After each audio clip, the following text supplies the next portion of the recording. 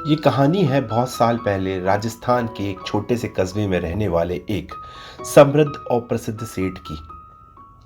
सेठ धार्मिक, सामाजिक और आर्थिक स्थितियों में संपन्न था और उसके विभिन्न व्यापारों से आने वाली लक्ष्मी से साल दर साल और वैभवशाली होता जा रहा था। आसपास के ग्रामीण क्षेत्र में उसका काफी मान सम्मान था, पर उसमें सब अच्छाई होने के बावजूद अपनी छवि का अहंकार सा आ गया था और वह लोगों को उनकी आर्थिक स्थिति अनुसार उनसे व्यवहार करता था। पर कहते हैं ना, जिस पर किसी की नजर नहीं उस पर ऊपर वाले की। और एक दिन अचानक से उसको एक कम प्रभाव पर हल्का सा हार्ट अटैक आ गया। जांच पश्चात ये डॉक्टर ने सुझाव दिया कि उसको बाईपास सर्जरी करवानी होगी और 1 महीने का लगभग आराम करना होगा। हरदम व्यस्त रहने वाला सेठ ये सुन थोड़ा सा चिंतित हो गया कि उसके बिना कैसे सब कुछ संभल पाएगा और विश्वास करना उसके लिए किसी पर भी मुमकिन नहीं था। उसका एक बेटा ही था और वह लंदन में अपनी MBA के आखिरी सेमेस्टर की पढ़ाई कर रहा था और इम्तिहान के चलते उसका आना भी मुमकिन नहीं था। और तब मजबूरन उसने अपने मुनीम और नौकर चाकर इत्यादि के हाथों अपना व्यवसाय चलाने छोड़ दिया। वह हर दिन शाम को मुनीम से हिसाब ले लेता।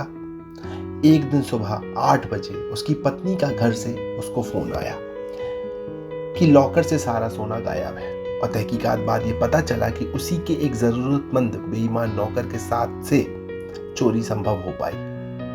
नुकसान बड़ा था पर चोर नहीं पकड़ाया गया।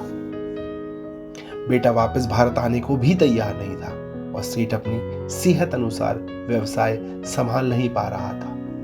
अंत में सेठ ने धीरे धीरे सब कुछ काम करना बंद कर दिया और अपनी काम की व्यस्तता को भी कम करना शुरू कर दिया। पर लगाव उसको लक्ष्मी से इतना था कि एक साथ कोई भी निर्णय नहीं ले सकता था। 3 साल के बाद इसी तनाव में एक और हार्ट अटैक आया और सेठ चल बसा।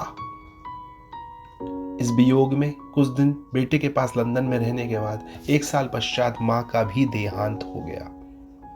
बेटा और उसका शादीशुदा परिवार अब जब जायदाद बेचने भारत आया तो ज्यादातर प्रॉपर्टी सेठ अपने वसीयत के आधार पर एक बुजुर्ग आश्रम को लिख चुका था और उस वृद्ध आश्रम के बाहर सेठ ने लिखवाया था कि जिन पर नजर उनके परिवार की नहीं, उन पर नजर मेरी होगी। जिन पर नजर उनके परिवार की नहीं, उन पर नजर मेरी होगी। सार इस कहानी का यह है कि सेठ का अहंकार बेटी की चाहत और आरामदायक जिंदगी और सिर्फ पैसे की दौड़ ने, पैसे की होड़ ने एक सेठ का पूरा जीवन व्यर्थ कर दिया, सिवाय अंत के पल के 1 महीने का सार जिसमें सेठ ने वृद्धाश्रम बनाने का निर्णय लिया।